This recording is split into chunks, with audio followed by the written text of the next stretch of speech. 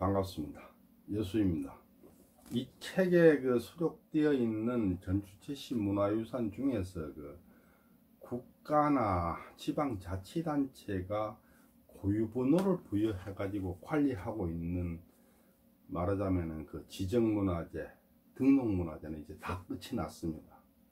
이제 국가나 지방자치단체가 관리하지 않는 우리 전주채씨 가문에서만 가지고 있는 비지정문화재에 대해서 말씀을 드리겠습니다. 지정문화재나 등록문화재는 국가나 지방자치단체가 고유번호를 부여해 가지고 관리를 하고 있기 때문에 제가 뺀다든지 넣는다든지 이게 불가능합니다. 근데 이제 비지정문화재는 그런 게 없으니까 제가 제 마음대로 선정을 하는 거죠. 우선 첫째, 제가 아는 테두리 내에서만 선정하게 됩니다. 그리고 그 테두리 내에서도 제 마음에 들면 넣고 마음에 안 들면 빼는 거죠. 좀 그런 문제가 있어요. 근데 그 중에 특히 유물, 유품 이런 것들은 그게 밖으로 드러나질 않고 가문에서만 가지고 있거든요. 그러니까 제가 모르지요. 아마 유물이나 유품 중에 상당히 중요하고 좋은 문화재가 많이 있을 텐데 제가 몰라서 아마 못 넣은 게 많이 있을 거예요. 모르니까 어쩔 수가 없죠. 그런데 이제 밖에 드러나 있는 건축물, 축조물 이런 것들은 아마도 제가 볼 때는 그렇게 빼지는 않았을 걸로 봅니다. 왜 제가 그런 장담을 하느냐 하면은 한 20여 년 전에 제가 차를 몰고 저기 경기도 양주에서 시작해서 전라도 신안, 경상도 거제도까지 전국의 전주채씨 가문의 집성촌을 다 제가 돌면서 350개 정도를 제가 사진을 다 찍었어요. 제가 사진을 가지고 있어요. 그래서 350개를 제가 다 돌아봤기 때문에 거기서 빠진 게 있다면 아마 한 20여 년 이전에는 없다가 지금 새로 생겼거나 아니면 별로 그렇게 비중을 따지기 어려운 그런 것일 것으로 저는 생각을 하거든요. 그래서 아마 저는 밖에 나와 있는 건축물에 대해서는 별로 제가 빠뜨린 게 없을 거다 이렇게 생각합니다. 그런데 한 350여 개 되는 거를 다 설명하려면 끝도 없잖아요. 그래서 전부 제외했어요. 일단 건축물 중에서 제단, 제각, 정려, 비각, 비석 이런 거 싹 제외했어요. 그리고 이제 서원만 넣는데 서원도 그 집안에서는 그걸 서원이라고 막 하는데도 제가 볼 때 서원으로서 요건을 갖추고 있지 못하다. 적어도 무슨 강당이 없다든지 이런 정도가 아니고 하여튼 서원으로서 자격이 많이 부족하다는 걸 싹 뺐습니다. 근데 거기에 대해서는 맨 처음에 제가 이 전주채씨 문화유산을 시작할 때 문화유산 선정 기준을 제가 한번 설명을 드렸어요. 그러니까 그 자료를 참고하시면 될 것 같습니다. 그리고 이제 유품 중에 교지가 있어요. 교지가 있고 첩지가 있어요. 교지는 국왕명의로 내려진 거고 첩지는 예조, 공조 이런 부서명의 아니면은 지방자치단체, 그러니까 말하자면 그때 말하면 부사, 군수 이런 사람들이 내려준 거를 첩지라 그러는데 교지 첩지는 엄청 많아요. 제 컴퓨터 안에도 한 수십 건이 전주채씨 집안의 교지 첩지에도 수십 건이 들어있어요. 근데 그 중에 대부분이 증직교지고 조선 말기 거예요. 조선 말기에 매각 매직을 할 때 말하자면 돈 주고 교지를 받고 막 이렇게 했거든요. 벼서도 아는 거 진짜 하지도 않은 벼슬을 했다고 그렇게 교지 해놓은 그게 무슨 의미가 있겠어요. 싹 뺐습니다. 그러다 보니까 교지나 첩지는 임진왜란 이전에 발행된 거, 그리고 그것도 실직교지 진짜로 벼슬을 한 거 요것만 인정을 해서 넣었어요. 그러다 보니까 전북 임실군 지사면에 있는 주암서원 서고에 가면은 중랑장공파 5세 연천공의 그 교지가 실물이 전해오고 있어요.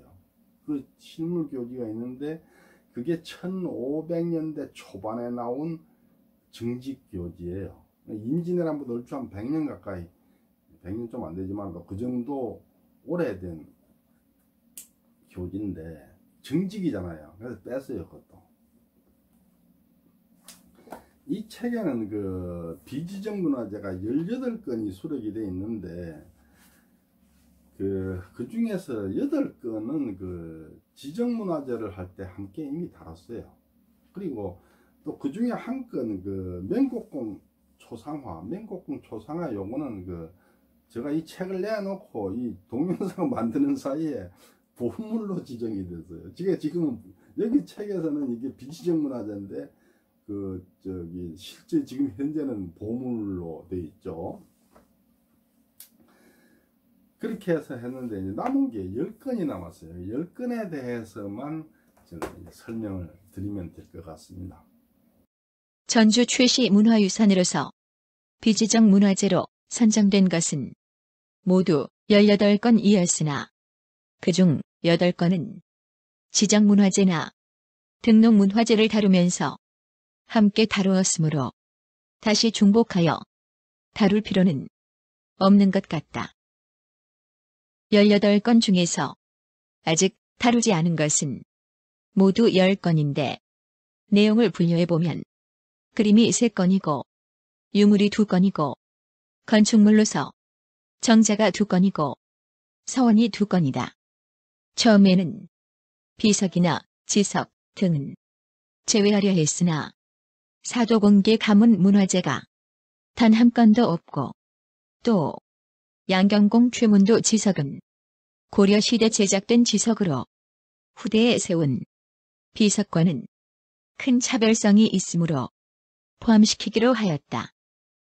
구체적인 내용을 살펴보면 그림으로서 문성공개 중랑장공파 10세 석계공이 그린 그림 일괄과 문성공개 알염사공파 12세 낙남공 최선화의 초상화 그리고 문성공개 중랑장공파 21세 금제공 최병심이 초상화가 있다. 문열공개 가문의 지천공 최명길의 초상화가 인터넷에 나돌고 있으나 출처가 불분명하여 제외하였고 문충공개 가문의 만육공 최양과 위전공 최칠석의 초상화가 있으나 후세에 그린 상상화이므로 제외하였다. 유물로서 문성공개 중랑장공파 5세 송이공 최광지의 문과급제 교지 즉 홍패가 있고 문성공개 알염사공파 7세 검제공 최수지가 중국 명나라에 사신으로 갔다가 오면서 가지고 온 주자서안이라는 안전뱅이 책상이 있다. 정제로서는 문성공개 중랑장공파 5세 유랑공 최득지가 고선 현감으로 재임하면서 지은 정자 3기정과 중랑장공파 12세 비비정공 최영길이 은퇴하여 풍류를 즐기던 정자 비비정이 있다. 비비정은 원래 자리인 완주군 삼리읍 호산과 후손이 살고 있는 임실군 성수면 개월리 두 곳에 있다. 서원은 중랑장공파 5세 연촌공 최덕지와 7세 산당공 최충성을 배헌하여 사액을 받은 사액서원으로 절폐되었다가 복원한 녹동서원과 동래정씨 가문에서 운영하지만 대호군 공파 3세 문간공 최철이 배헌된 승방서원이 있다. 마지막으로 고려시대 묘지석인 사도공개 7세 양경공 최문도이 묘지석이 있다. 이상 제가 그 설명된 순서에 따라서 비지정 문화재를 하나하나 살펴보겠습니다. 뭐 지금까지 그래 왔던 것처럼 그 비지정 문화재 뭐 내용이 이게 예술성이 어떻고 뭐 이런 거보다는 그 문화재에 대해서는 간단히 설명을 드리고 그 문화재와 연관된 인물, 그분이 어떤 분인가에 대해서, 그리고 그분이 소속하는 그 가문이 어떤 가문인가에 대해서 제가 자세하게 설명을 드리겠습니다. 송해공 홍패는 그 송해공 최광지가 고려시대 받은 그 홍패인데, 동생 송파공 최직지가 같은 날 그 합격을 했어요. 송파공은 안 지내고 있는데 그 두 분을 다 제가 설명을 드리겠습니다. 또 이제 그 유물로서 그 경상도 구미에 가면은 그 주자서안이라는 그 주자서라는 글이 적힌 안진뱅이 책상이 하나 있어요. 알렘사공파 7세 금제공 최수지가 그 중국 명나라에 그 사신으로 갔다 올 때 가져오신 건데, 금제공은 알렘사공파의 주류를 이루고 있는 그 고성종회와 해평종회의 공통조상입니다. 언제 고성종회가 나눠졌고 해평종회가 어떻게 나눠지게 되는지, 그러니까 그 배경, 그리고 금제공이 언제 태어나서 언제 돌아가셨고 무슨 일을 어떻게 했는지에 대해서 제가 간략히 설명합니다. 건축물로 이제 정자 2개와 그 서원 2개가 있는데, 이 녹동서원은 원래 그 사액을 받은 사액서원이었는데 서원 철폐령으로 철폐됐다가 복원이 좀 늦었고 또 집안에서 별로 신경을 안 쓰고 하다 보니까 그 문화재 지정이 안 됐어요. 제가 볼 땐 지금이라도 좀 어떻게 신경을 써서 문화재 지정을 해보는 게 어떤가, 저는 그런 생각을 가지고 있습니다. 거기에는 그 중랑장공파 5세 연천공 최덕지, 그리고 7세 산당공 최충성, 이 두 분이 배향이 되어 있는데, 연천공은 딴 데서 많이 했으니까 이제 그만하고 산당공에 대해서 좀 설명을 제가 드리도록 하겠습니다. 그리고 그 산당공의 그 문집, 산당집이 그 5권 2책으로 지금 전해오고 있습니다. 그래서 그 산당집에 대해서도 좀 내용을 이렇게 짚어보는 걸로. 그리고 이제 또 하나 서원이 승방서원이라고 김제에 있는데, 김제 승방서원은 우리 전치시 가문 서원이 아닙니다.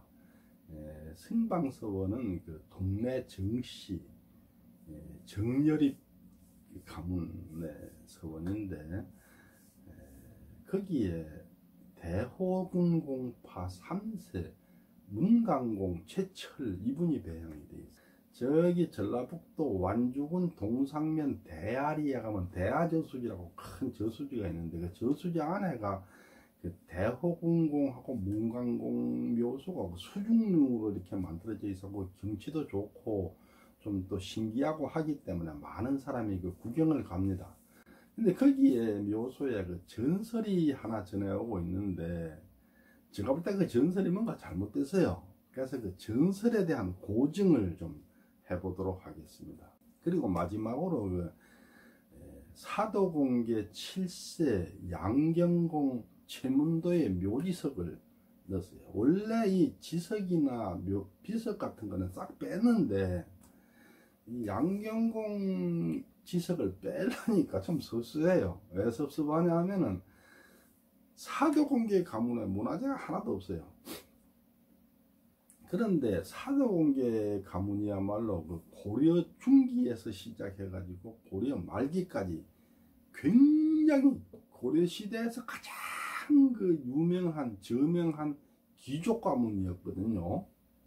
그걸 통째로 빼주면 안 되잖아요. 그리고 양경공 묘지석은 지금 국립중앙박물관에 그 원 실물이 그 있어요. 실물이 있는데, 그 묘지석이 그 금성문으로서도 아주 중요하고 고고학적으로도 중요한 자료가 돼요. 그 양경공 최문도 묘지석을 통해서 사도공계 시조, 사도공 최균에서 시작해서 9세 최의리까지의 그 가계를 한번 살펴보고 그분들에 대해서 알아보도록 하겠습니다. 사실 그 사도공계는 고려시대는 대단한 귀족 가문이었는데, 그 9세 최의리가 정도전이한테 밉보여가지고 조선이 개국할 때 역적으로 몰려서 죽었어요. 그러면서 가문이 멸망을 해버렸기 때문에 지금은 굉장히 한미하죠. 지금 설명드린 이 순서대로 차근차근 하나씩 짚어보도록 하겠습니다. 감사합니다.